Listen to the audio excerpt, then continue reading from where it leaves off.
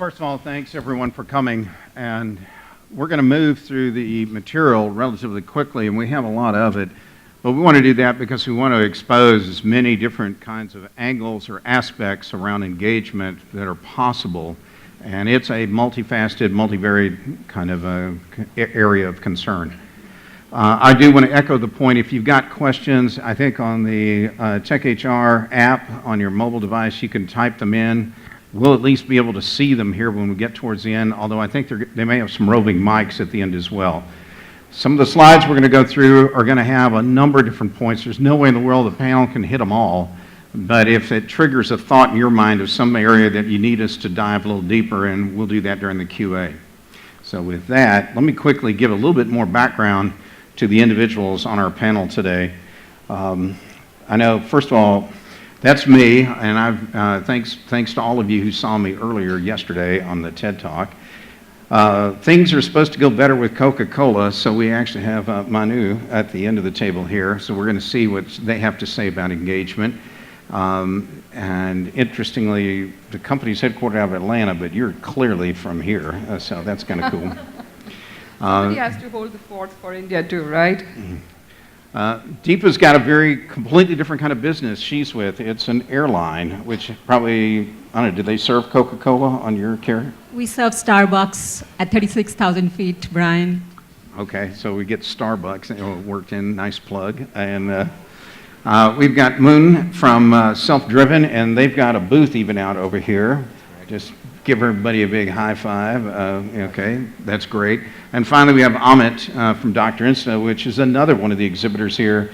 And I noticed you guys even have a bunch of pull-up signs here as well. So clearly, you guys are in the promotion business. So let's get right into some of the issues.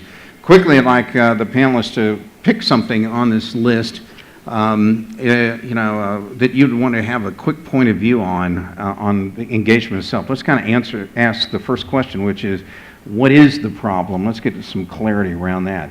Anybody want to jump in? I know it's a surprise. We're going to talk about engagement today. I think first and foremost, what is engagement and why is it important for organizations? At a more philosophical level, it's a connect, it's a bond, it's an interest between two entities, and here the topic is more between an employee and an organization. And how does one develop that, and why is it so important? I think study after study, there have been several researchers, and it shows that it improves organizations' productivity. It's a very critical ingredient as far as the success of the organization is concerned. And there are, and as I would put it, the ingredients to this engagement framework, so to say, moving from micro to macro, would be more like a Maslow's hierarchy. At a very basic hygiene level, it would be addressing some hygiene needs in terms of what is my role, why do I want to work for this manager, why do I want to work for this organization, why do I want to work for this brand, and at an organization level, that what does it want to be as an organization and where does it want to achieve. But yes, it is a problem, and it is a problem which needs to be solved. And for both fulfilling relationships, to have a fulfilling relationship between the organization and the employee. Right. So for me, I'm going to take the angle of HR tech. I mean, there are so many forums and discussions and presentations in this seminar around how artificial intelligence is coming. And you've seen the statistics where the experts are telling you AI is going to take over how many % of what kind of jobs. I think if we look forward in the future, in the not too distant future, once artificial intelligence, AI, machine learning have taken over all the operational, mundane, repetitive jobs, we need the workforce to be even more creative, innovative, collaborative, go the extra mile to help the business grow. So because of that, I think engagement is going to be even more important now that we have AI. And to add to that, I would say engagement is one of the very few critical things that any organization has to get it right, because more engaged employees mean more productive employees. more productive employees mean more productive companies. More productive companies means more productive nations. So if any company or a microcosm level, if we could increase the productivity of all these companies and all these employees by 20 to 30%, which is very reasonable, then at a national level, the GDP of that country could also be increased by 20 to 30%. So if today India is a developing country and we increase the productivity of everyone here by 20% or so, you can multiply the GDP growth of the country by 1.2, and that would expedite the pace of the nation to transition from a developing country to a developed country. So if it has to happen in 20 years, it could happen for you in 10 to 12 years. So I think engagement, super critical. And in this day or age, surprisingly, I think engagement is a even bigger challenge. Why? Because all of us, all of our employees have smartphones, smartwatches. There's a barrage of information coming to us from Twitters and the Facebooks and the YouTubes and whatnot. And yeah, technology can help you in firewalling some of these on your office computers, but technology can't do that on your own smartphones or smartwatches. So that's a fundamental challenge that every company's top management has to grapple with in this day and age. So I'd add my layer to what my colleagues just stated. For us, it's business critical. I don't call it a problem. I don't call it a nice to have. It's a critical to operating in the environment that we have.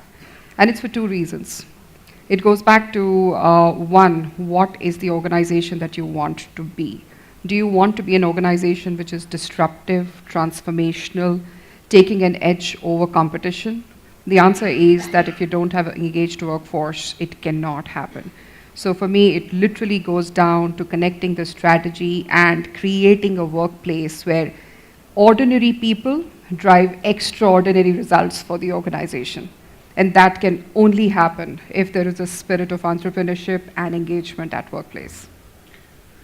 So let's do a quick audience participation point here. By a show of hands, how many in this room have ever worked for a really bad boss? Come on.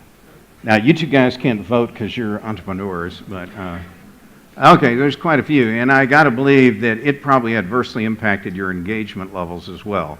I was telling the panel earlier that I worked for one guy who had 3 pathologies going on at the same time, and he was a handful. So anyway, that gets us to this question, which is, what is the real engagement problem?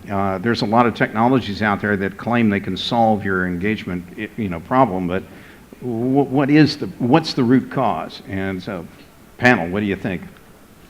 I think the root cause could be personal reasons or professional reasons. Professional reasons may entail bad culture, like for example, Uber was in limelight these days because of whatsoever was happening there in the last few years. Bad bosses, as you said, Brian. And then personal reasons entail, some kind of mental or physical challenge that an employee is grappling with in his or her personal life. It could range from an aging parent who needs more care and more attention, and an employee has to pay the bill so they can't resign and be full-time with their parents. It could be a child with special needs. It could be your own physical or personal health, as a result of which you are not as engaged as you would have liked to be. The other reason at a very, very fundamental level is, like, sometimes parents, more so in many countries, including India, push their children into the streams which they do not want to take, as a result of which these children end up getting jobs, but in the areas that they don't want to pursue. So you have employees who are working in jobs or roles that they would not have chosen if they were left at their own free will. So I think as a result of which they are not as engaged because they don't tap dance their way to work, as Warren Buffett said.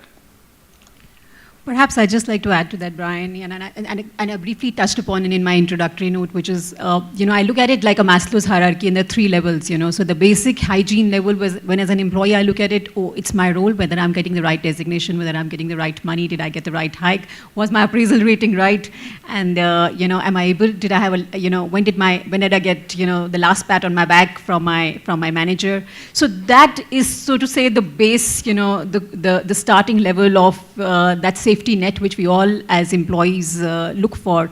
And then it graduates to, am I able to relate to the strategy of my organization, of my industry, the big why behind it. And of course, and when I gradually move towards the self-actualization, which is where I look for deeper meanings as to how my contribution is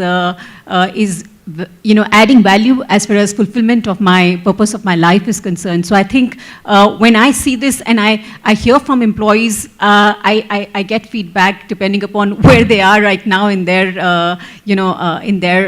life cycle of their journey, and there are different responses which one gets. So I wouldn't be able to pinpoint that, oh, it is problem A, but maybe a problem A or a B, which is of a boss or a span of control, or not having meteor jobs, or there are issues with structure and reporting relationships, which may become more prominent, but perhaps each one of us goes through all these three levels at different points in time.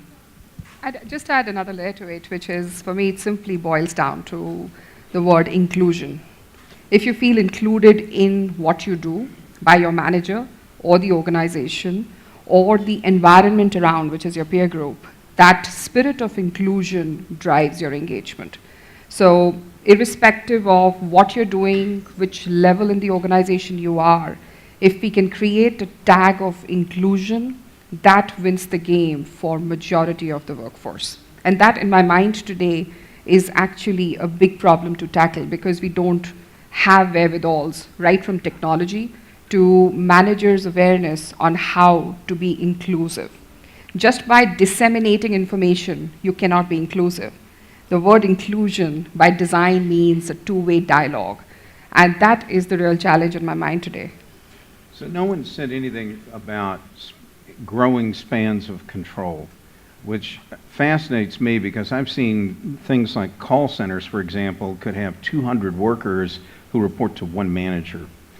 The idea that an employee there is going to get a lot of personal attention or even a pat on the back for a job well done gets increasingly difficult because of the sheer numbers involved.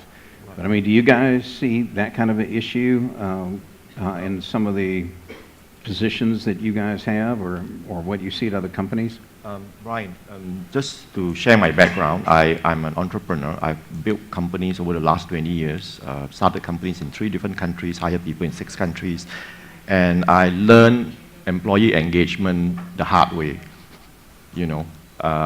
and what I've learned is that you can talk about span of control, you can talk about inclusion, but I see engagement fundamentally as just another human relationship, no different from your relationship with your wife, your children, your parents. And if you want to make employee engagement work, the same ingredients you need for any other human relationship. What are those things? What makes the relationship between you and your spouse work? I would say communication, two-way communication, listening. I would say trust in action. If I shared something with you, you listen and you do whatever you can to help me. I would say authenticity. I want to have a relationship with a real person, someone I know, as being authentic. I want recognition. If I do something well, I want you to give me a pat on the back. I think that really is the fundamental of employee engagement. Whether you are managing 5 people or 300 people, the question is, how do you make that happen?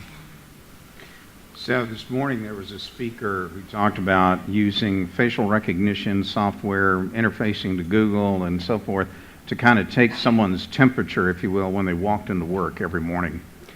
And that is one way, I guess, of getting a quick snapshot of how somebody might feel.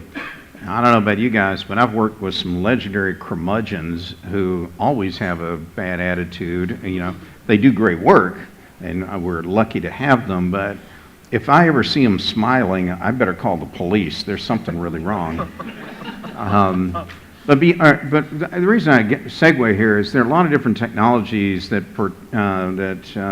claim to solve engagement, and they're kind of, in my view, they're kind of one-trick ponies. Some will help you figure out who best to put on teams based on the ability to match different kinds of personalities together, and hopefully the engagement goes up. And by the way, your point, Amit, on GDP growth, what's fascinating, I think, for the audience to pick up on is that GDP growth, the biggest change or delta in GDP growth in a number of the developed countries was driven by technology from the 1960s forward. It was all the computerization that was going through there. Now, even those companies, they've plateaued on that. Now they need something else. And one of the things they look at is if we could drive better productivity out of our own people because they're more engaged. But anyway, there's a lot of these different things. I don't know if any of the panelists have had any experience or any point of view on any of these kind of technologies out there today, but anybody got any 2 cents they'd like to throw in on these technologies? I will say that, our company, like for example, Dr. Insta, which has around 100 odd large clients now, around million plus employees covered. What it does is it doesn't solve the problem of a bad boss or a bad culture, but what it does for you, as you mentioned at the beginning of this topic about taking the temperature and whatnot, for all the mild to moderate problems across generic specialty areas ranging from dermatology, psychology, chronic diseases, pediatrics, geriatric care, now employers are offering telemedicine solution to their employees so that these employees don't waste 3 to 4 hours of their time in going to a clinic, and they can tap the app and do the consultation for themselves, their dependent spouses, parents, or dependent children while sitting in office or at home during after hours. So what it does is it increases productivity. It also reduces medical absenteeism. We have seen that trajectory in developed countries, and now India, because of its smartphone penetration and data penetration, is also at that inflection point where we see, because of personal reasons, medical absenteeism could be reduced and productivity could be enhanced using tools like these. Technology is not a solution to everything. I give you one good example. Aon, very, very large company. They don't track the clicks of a mouse in their US office, although to ensure that engagement is happening in the Indian office, somebody, I don't know who, in Aon's office came up with this idea that will track the clicks of a mouse to make sure that the employees are engaged.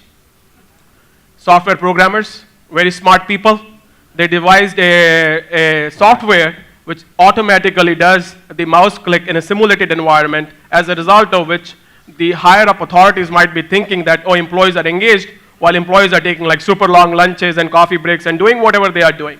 So okay. I think the happy medium lies somewhere in between. Yeah, so let's not let people walk away thinking that's a best practice. Definitely not. Okay. Anybody else want to opine? I'd add a layer to it in terms of technology definitely can be an enabler. When I started stating that today we lack solutions, but by saying that we lack solutions, there's also a big opportunity. And technology definitely fills in the gap of what I stated, instilling a sense of inclusion by initiating more and more dialogue between either its managers or its stakeholders or its customers at large. I'll give you 2 examples of what we have implemented at Coca-cola, and we've seen tremendous success on it, and a lot is what to be seen. Our entire performance management framework has recently undergone a transformational shift. From the classical ratings to boxing employees, we've shifted to stating that we are a free-spirited organization wherein our work defines our platform to define the strategy. And to enable this sense of engagement wherein employees feel equally empowered, the chatter which goes around is actually a 2-way dialogue in which not only the manager distills the roles and what your goal is, but at the same time, the employees have an equal say on how their platform work is going on. That's one example, instilling 2-way communication. The second one is an approach which we have recently adopted of reaching far and wide to the last mile of sale that we have at the system. Our network kind of spreads all the way from designing our products to reaching the last mile retailer, a panwala, to a grocery store that you go to, but we haven't been able to create an engagement until recently, wherein Coca-Cola's Journey platform has come up to create a sense of excitement. in a spirit, technology does help you connect because that's the age we are in. But the true feeler lies in is once you build that connect, how do you strengthen it by still of relationships? How do you strengthen it by continuing to benefit from those platforms and technologies that you're there? So many such kind of exist out there, but I truly say the sense of inclusion comes in when you use them more and more and have your employees come up more and more to pass on feedback and at the same time give views on what the strategy of the organization is. So let's build on Manu's last point, because you were actually kind of leading into this issue, which is what activities actually improve engagement. And I remember going all the way back in the dark ages when I was in business school, some professor wearing a bow tie and a vest showed up in the room and he asked, what can we do in management to make people feel more empowered and want to work harder? And I was sitting in the back row of this lecture hall with some other students who were working their way through school, and I immediately raised my hand and I go, you could pay me more. And the professor goes, no, that's not it. People need to feel loved. And I'm like, oh God, that's not going to pay off my student loans. But anyway, that said, what works? Tell me real quick, what are the things you know work? I think most of these things work, provided the employees feel that it is personalized, it is given on top of a relationship. I mean, I give you a very simple example. If I trust you, and when you give me a badge or a prize, I will feel that it is a reward, However, if I do not, as an employee, if I do not have that level of trust with you, and you give me a reward, I may see it as an entitlement, a benefit, or a bribe. So the mechanism all works, provided they are all built on top of good relationships based on trust. Brian, I'll just, to your point when you said, I want to pay my bills, I want to feel loved, and I also want to discover the meaning of my life. So I think it's somewhere addressing all three, and it's a tough balance to strike. But from an engagement solution perspective, what emotion and what need for the employee are we trying to address? So it's not going to be one size that fits all. But as I said, at different. But I think more specifically, when you spoke about span of control and very spread out. I mean, I can relate it to my industry right now. When 85% of our workforce is distributed, is spread across 19 stations. So 50% of my population is in flight, so is flying in the air, and I'm unable to connect to them. So it's a very small, which is 15% in a workplace environment today. Perhaps the ratio would reduce to less than 5-7% as I look into the future.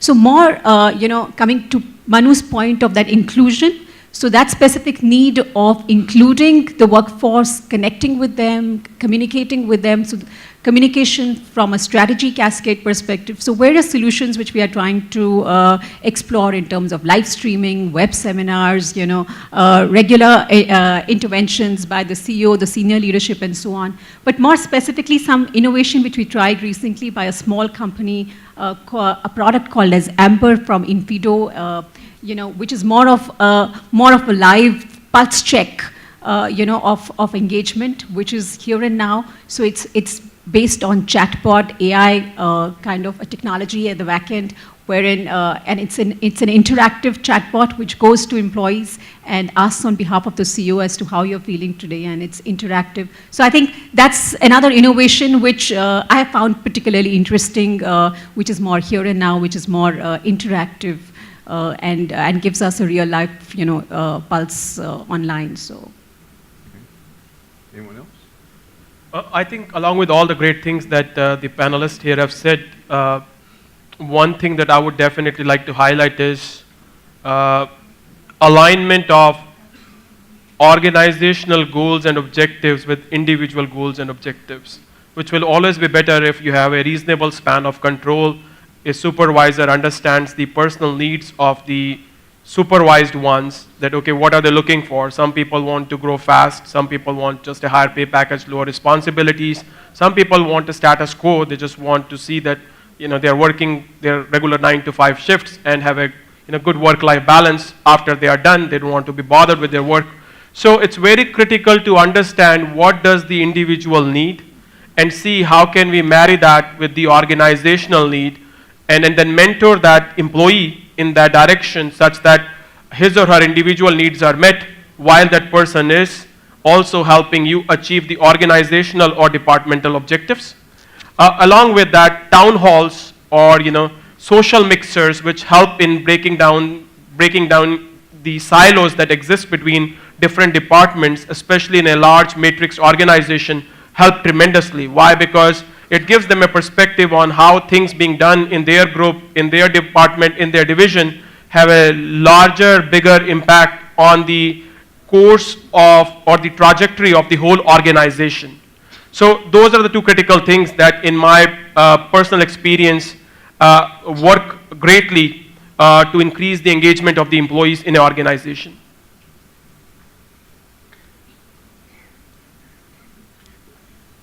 So this is a fun one for me, and that is, are these new kind of technologies or programs that companies have, do they always cross borders well? Cultural differences are going to rear up, I think, in some of these situations. Thoughts on this? Well, as I mentioned earlier, I started companies in 3 countries, and I have to build a company from scratch, from 0 to 700 employees. And we have to build culture from scratch as a result, and try to engage employees as a result. There are a lot of commonalities across culture on what engages people. I visited a startup in India, in Gurgaon, 2 days ago, and they have a very highly engaged workforce, and I asked them, what do you do? And again, what I learned is a lot of what they do is very common to what we do to engage our workforce in other cultures. So a lot of it has to be built on trust. It has to be built on what Manu just said, two-way open communication, recognition practices, and so on and so forth. So I definitely say that yes, there are commonalities across different cultures when it comes to engagement. I'd add a layer to it because having seen 3 different spectrums of corporate careers, I think the platform is very transportable. I just gave an example of 2 of them, very easily transportable. Same platform, same strategy. In fact, it strengthens the bond cross-culturally, cross-geography. The challenge is customizing it and localizing it. How can you make an engagement solution, what I called global? It has its relevance globally, but the implementation has to be attuned to what the lay of the land is. In India, for us, for example, family is the most important part. We all agree? At least for me it is. I have twin daughters and I love them. Nothing comes before them. The most important piece is that if family, let's say as an example, is the most important element of engagement, of creating that flexible life benefit for associates in India, do your technologies allow you to do that? Do your technologies allow you to make that modification? So in my mind, I think the flexibility of the solution is a very important aspect as you think about spreading them, and most importantly, understanding the cultural difference. Sorry, Brian. Yeah, I just have a small, I think, again, I would, wanted to emphasize that first it is, at the leadership at the helm of things, what is the kind of organization which they want to build? So that reflection and that buy-in from that team, and, and then, perhaps zeroing in on in terms of specific interventions or what you want to crack. And maybe it comes more, it gets closer to my heart at this point in time when, at Vistara, we are trying to build, an extraordinary customer-centric organization. So how do we go about doing that? How do we build that buy-in at the leadership level? And then what are the various nuances of its implementation at, at different levels is really the subsequent layer of implementation which one gets into. So that understanding and that buy-in at the leadership level, and then subsequently moving to engagement solutions, to my mind, is very critical. So let's look at one related area, and that has to do with a lot of engagement tools rely on artificial intelligence. They look at large data files from not only your firm, but they may also be coalescing or aggregating anonymized data from other companies as well. The issue comes, though, technology companies, I'll pick on, a Silicon Valley one, is going to have a decided amount of data points from the U.S. and North American market. And even within North America, there are huge cultural differences between the U.S. and Mexico, and they share a massively long border. I guess the question is, do you guys ever look at the logic underneath these black boxes? Do you want more insight in there so that you can defend what's going on in some of these engagement tools? Or have you even got to that point yet in your investigations of some of these new technologies? Do you think your team has the skills to do this? I think from a vendor perspective, Brian, I think it's the better solutions to support what Manu is trying to do, to localize and to customize the solution to fit the local culture, is to make sure that those parameters are available to you to tweak, and that I guess the a good approach is to really give a period of time for data to come in, for data to be looked at, and based on the data, and use the data to actually train the AI or the algorithms to be more attuned to what the local population is about. So I don't think there's something new that happened when we are talking about AI in HR, but when we are talking about assessment tests and so on and so forth, I think the same question happened as well. Whether an assessment test that was designed and algorithms based on largely US demographic data will work in Asia. I think that the same question has been asked before, and there are good vendors out there who make sure that you're able to pick the right set of data to fit the local culture. I would also like to add, Dr. Insta in a way is a vendor to so many large companies, and our HR dashboard was designed after interviewing so many HR managers, HR decision makers, that it became very value additive to all these companies.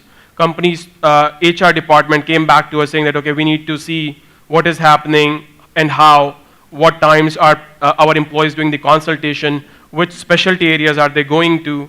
And we don't provide, and they didn't ask for employee level data, but they ask at macro level that, okay, what are the demographics, what are the genders, what are the geographies doing these online consultations, what percentage are happening on phone, what percentage are happening on video, what percentage are happening on chat. So I think there is a strong feedback loop between the vendors and the HR departments of these companies in terms of developing these robust dashboards and then slicing and dicing the data, which goes a long way toward their understanding, benchmarking the overall health level of the organization, overall health level of the industry, overall health level of the country, and how they are stacking up on each of those parameters.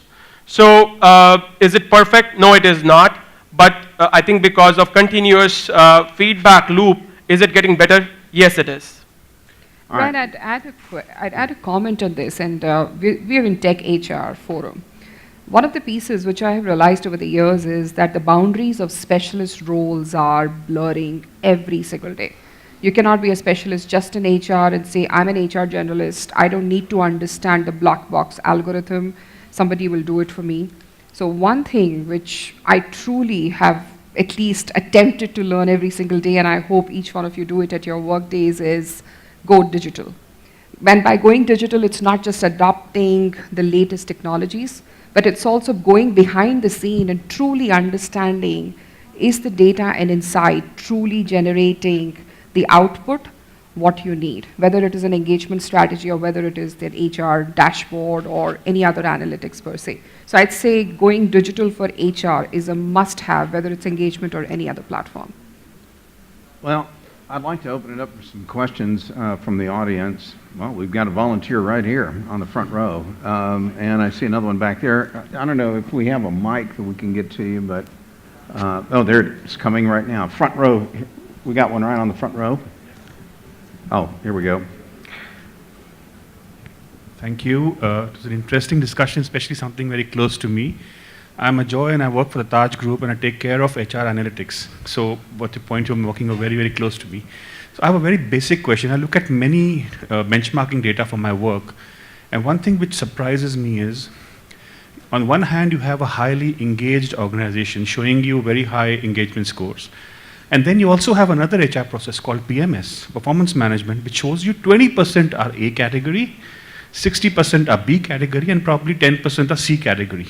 So on roughly saying, 30% of people are saying that they are not working and they're highly engaged. And which is, I think, is a very, very dangerous precedence. So my question to the August audience is, the question to you guys is that, should the engagement activity be across, or should it be incentivized that it hits people, only those who matter, so that there's a clear message and there's a clear use of the money going to the right people? I take a view at it, and you know, I'm sure you would have your personal viewpoints as you've seen your experience. Engagement is a very broad word. You get engaged by your manager calling you inside and patting you on the back. Sometimes you get engaged when 2 movie passes are given by your organization. And I also heard an example where I think, Brian, you tried to kind of work through an upgrade platform for some of the flyers. It kind of literally boils down to what you are truly, working towards, the purpose. The purpose of engagement has to be very clear. And therefore, in my mind, the moment it kind of brings down the purpose, it cannot be generalized. So whether it is flexible opportunities for employees, whether it is creating engagement platforms to get more and more employees to get energized to the strategy of the organization, it has to be personalized towards the purpose of what you're trying to do. And this is where I kind of add on to Amit's point earlier, that engagement, as much is a I would love to hug you point, but it's also about driving productivity and the maximizing returns of the organization. So I hope it kind of helps in terms of a personal point of view. So there was a question, there's a gentleman right there. Okay, there's a microphone right behind you. Thank you. Hi, my name is Sumit. I'm a student at XLRI right now. So in terms of today, when organizations are fighting for good talent, does engagement really begin only when an employee is hired, or much before that? That's the question. I personally think that if you have a good engaged workforce, one thing that is going to happen for the company will be actually good employee word of mouth. And good employee word of mouth will help you attract good talent. Yep. And sorry, go ahead. Yeah. So I mean, especially in today's world where social media is so prevalent, the good things that you do for your employee, the word will go out, and their friends and their family and potential job applicants will hear about it, and that becomes part of the employer brand. Yeah, and I agree with Mun. I think engagement actually in a way starts much before an employee even comes to interview with that company, because all the people who are applying for potential opportunities, or in your case, let's say, all the companies that are coming on site, on campus, you would be doing a research that, oh, this company is coming on August 20th, let me learn more about this company. And if their score or rating on Glassdoor or salary.com are pathetic, you'll say, you know what, I'm not going to bother sitting there for interviews, right? I will have my best friend sit there or my worst friend sit there, right? So the engagement helps these companies in attracting and retaining the right talent. And as Mun said, word of mouth or word of internet these days matters a lot more than we think. And maybe just another point to add, Sumit. So it's not just during the hiring or the pre-hiring process, but right now, in a very socially wired world, you are creating a social personality for yourself as an organization. So you are all the time engaging, being on Facebook, Twitter, LinkedIn, etc., and creating a social personality for yourself as an organization to create your EVP brand and to, attract talent. Yeah, so just to add to that, a good HR technology for engagement should help an employer to spread that good word of mouth. So I'm going to take one question that someone in the audience typed in but didn't do the mic on, and they were asking, and I know we're running out of time here, real quick panel, but there was one on the list I saw. What do you do about managers who may be the biggest cause of the problem? What kind of real life suggestions do you have in dealing with managers as the engagement issue? I think a lot of organizations I've seen, some of them are my clients, I think we make the mistake of saying that the end game for everyone on your career path is to be a manager, is to manage people. And that partly created this problem of maybe bad bosses, bad people manager. I think as an organization, we want to give people the option of choosing to manage people or to be a specialist. I think that's one way out of it. And I suppose the second thing is, I think every organization should go out and really ask someone who is doing well, a good performer, who has been an excellent engineer or whatever, to seriously ask the question of, when you get promoted, do you want to manage somebody else? And number two is perhaps to have some way of assessing whether the person have the right talent or right strengths to manage people. I think introducing focused interventions on coaching on what we may assume sometimes to be common sense is, it helps. So. Along with that, I would say, skip sessions or too deep sessions also help tremendously in case somebody has a bad boss and the organization or the HR has structured these, skip lunch sessions or skip meetings between the boss of the boss and this person, or too deep, lunch sessions, then that's also a best practice. Why? Because this way the boss of the boss is also tuned to what's happening at the grassroots level. And if somebody is a bad boss who is being supervised by this super boss, then they can take remedial measures well in time. Also, many organizations now, knowingly encourage their employees to move from one department to the other department, one function to the other function every 18 to 24 months.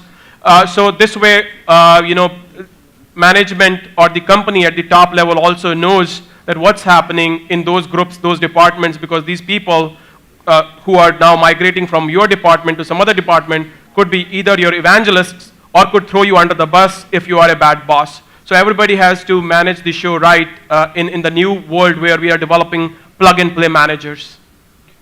So as the moderator, I get to get the last word in, and on this point, I would tell you one of the most important things I ever did in my career was when I had a new manager, I'd sit them down and explain to them what their job really is. The number one thing in their job is to make sure that the people working for them last years longer than they normally would have in that organization. Not to say that every person needs to stick around, because there's some that are, we used to call them pures, a previously undetected recruiting error. And those, you do need to move along the way, as gruesome as that sounds. But the rest of them, if a manager's really doing their job, they provide the feedback. They make people feel respected. They offer some degree of flexibility when it's needed. They do the things that make people want to stay. And it doesn't always require pay them a lot of money. Folks, you've been a great audience today. I'd like to thank everyone on the panel up here. We got, everyone from Deepa to Amit to Moon to Manu. Let's all give them a big hand for coming out.